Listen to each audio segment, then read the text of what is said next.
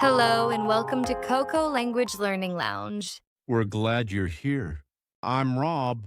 And I'm Crystal. Hey, friends, welcome to part one of our two-part series on a topic that really matters to us: how to stop wasting time and start using it in a way that feels peaceful and right for you. Yes, and don't worry, we're not here to push productivity hacks or packed schedules. We're here to share 6 warm human ways to care for your time. In this first part, we'll talk through the first 3. Today, you'll hear us explore how to set small, kind goals that don't overwhelm you, how to say no in a way that protects your time while still feeling warm and respectful, and how to create a daily routine that actually feels like self-care, not a chore. And when you're done with this episode, you'll already feel more grounded, more in control, and more gentle with yourself. But that's just part one. In part two, we'll dive into the next 3 ways, including how to set up kind reminders, how to rest in a way that truly refreshes you, and how to be fully present with whatever you're doing. So stick with us through both parts. Together, they'll give you 6 caring, doable ways to make your time feel more like your own again. All right, let's begin part one with the first way. Okay, Rob, let's get into the first one, setting small, gentle goals. This one's so close to my heart, Mine too. For the longest time, I thought I had to do everything in one go. Big goals, big pressure. right? I used to do that too. Like, today I'll clean the entire apartment, finish my work out for an hour, and cook something healthy. And then I'd feel awful when I didn't do it all. Exactly. But then I tried something different. I said to myself, hey, Rob, just do one thing today. One thing that feels right. That's it. That changes everything, doesn't it? It really does. Like last week, I told myself to write just one paragraph for my journal. Just one. And you know what? I ended up writing for 20 minutes. But even if I hadn't, that one paragraph would have been enough. That's the beauty of it. You start small, and if you stop there, that's fine. But if you keep going, it's a bonus. No pressure, just progress. Can I tell you what helped me shift my mindset? Please do. I started thinking of my goals like planting seeds, tiny ones. You don't see results right away, but you're building something quietly. I love that. It's like each small step is a way of saying, I care about myself. Not I need to do more, but I'm giving myself space to grow. Exactly. And for our friends listening, whatever you're trying to do, whether it's learning English, eating better, or just keeping up with life, it all starts with one step. Let's give them an example. Let's say someone wants to improve their English. Okay, don't try to memorize 100 words in a day. Just choose one phrase. Something like, how's your day going? Say it to yourself in the mirror. Whisper it on your walk. Repeat it while you wash the dishes. And if that's all you do today, that's a win. Seriously. That's how habits are built, with kindness, not pressure. And if you miss a day, don't beat yourself up. Just try again tomorrow. Time is kind if you are kind to yourself. You know, I use this with exercise too. I stopped saying I have to do 30 minutes. I just said move for 5 minutes. Stretch, dance, walk around the room. That's what I do with cleaning.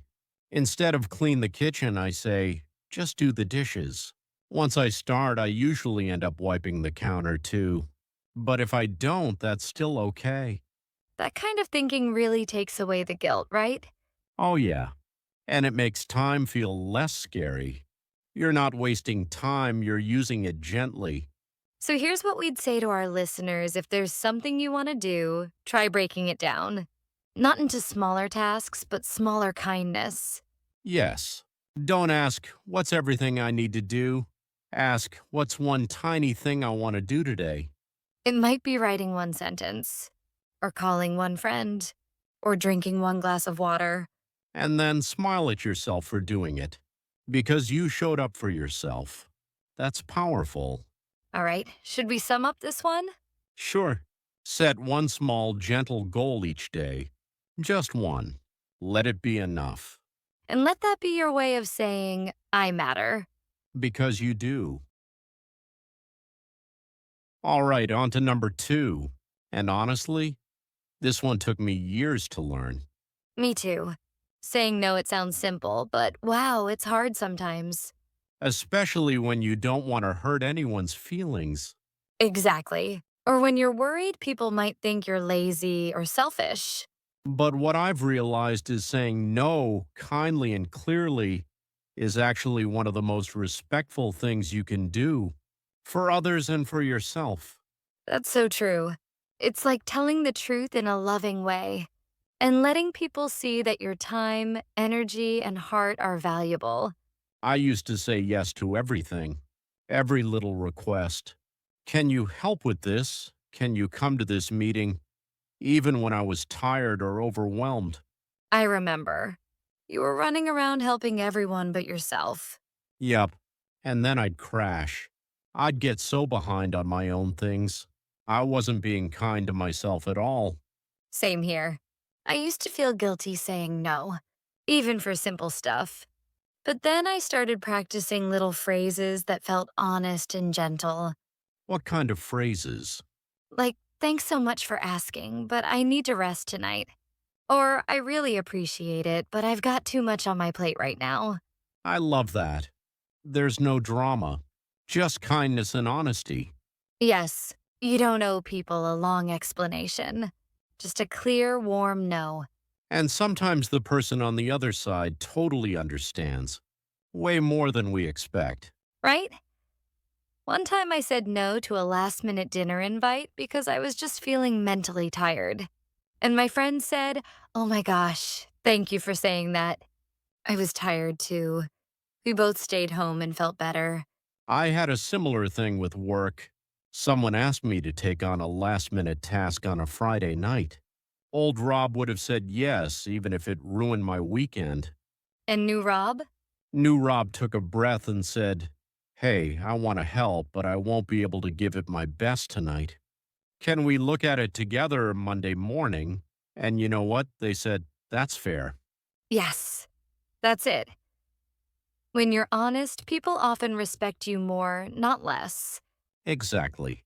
And you end up with more time and energy for the things that really matter to you. Let's give a few phrases people can actually use if they're listening and thinking, okay, but how do I say no without sounding rude? Great idea. Okay, here are a few. I'd love to help, but I've got too much going on right now. Thanks for thinking of me. I can't this time, but I hope it goes great. I'm not able to take anything else on at the moment. I need a bit of quiet time, so I'm going to pass. And if it's a friend you care about, you can add something like, let's catch up soon though. I really want to hear about it when I've got a little more space. See, you're not rejecting the person. You're just choosing what's right for you in that moment. And that's not selfish. That's healthy. So, to our lovely listeners, if your day feels packed or if your heart feels full, it's okay to say no. Think of it like making room. Saying no to one thing makes space for something better like rest, joy, or even just breathing room. You deserve that space. Your energy is not endless, and saying no helps you use it wisely. You're not being mean. You're being mindful. Should we end this one with a gentle reminder? Let's do it. Saying no isn't closing a door, it's opening one for yourself. And you, dear listener, deserve a little more open space in your life. Okay, number 3. This one honestly changed my life the most, making a small daily routine that feels like self care, not self pressure. Yes, routines don't have to be strict schedules. They can actually feel really comforting, like giving your day a gentle hug. Exactly. I used to think of routines like these long to do lists. Wake up at 5, do 20 things before breakfast. But now, my morning routine is just one thing. I light a candle and take 3 deep breaths before I check my phone. That's beautiful. It's like your way of saying, hey, this is my day. I get to choose how it begins. Yes, and it sets the tone. I don't feel rushed, just a little more grounded. I started a small routine too. Every afternoon around 2:30, I make a cup of tea and step outside for a few minutes. Rain or shine. No phone. Just standing there breathing. That sounds so peaceful. It is. I didn't even realize how much I needed it until I started doing it. That 5-minute pause resets my whole day. You know what's funny? A lot of us already have routines, we're just not aware of them. Like automatically grabbing your phone first thing, or eating lunch at your desk every day. But those routines might not actually feel good. Right. So this is really about choosing a routine that supports you, that reminds you, hey, I'm a human being, not just a machine. And it doesn't have to be long. We're talking 5, 10 minutes. Something small but done with care. Can we give our listeners a few soft ideas? Yes, let's. How about this? Morning stretch before checking your phone. A 2 minute breathing pause at lunch. Writing down one thing you're grateful for before bed. Drinking water slowly with full attention. Looking at the sky for 1 minute. So good. And here's the key, choose one and stick with it for a few days, not to be perfect, but to build a little rhythm. Think of it like music. Life feels smoother with a steady beat. And even when your day gets busy or messy, that one small thing stays with you. It becomes your anchor. Yeah, like I had a really stressful week recently. But because I kept that one evening routine washing my face slowly, in silence, it gave me a few minutes of peace. It reminds me that we're allowed to take care of ourselves. Not just when things fall apart, but before that. Exactly. A routine is like pre care. Not just self care when you're burned out, but kindness in advance. Here's something that might help if you're just starting out. Don't wait for the perfect routine. Just pick one tiny moment of care and repeat it. And it's okay if you miss a day. Really? No guilt. Just return to it tomorrow like you're coming home. Yes, that's the kind of routine we're talking about. Something gentle enough to return to without pressure, without shame. So, friends, what's one little thing you can do every day that says, I matter? Maybe it's a soft morning or a quiet pause at lunch or a sweet little habit before bed. Whatever it is, let it be yours. Let it be simple. Let it be kind. Thanks. It's not about doing more. It's about doing one thing with love. All right, that's number 3 in the books. Ready to move on to the next? Yep. Let's talk about the fourth one, gentle reminders. My personal lifesaver. So let's take a soft breath and look back at what we shared today. We explored 3 powerful but simple ways to treat your time more gently. Start with small, gentle goals.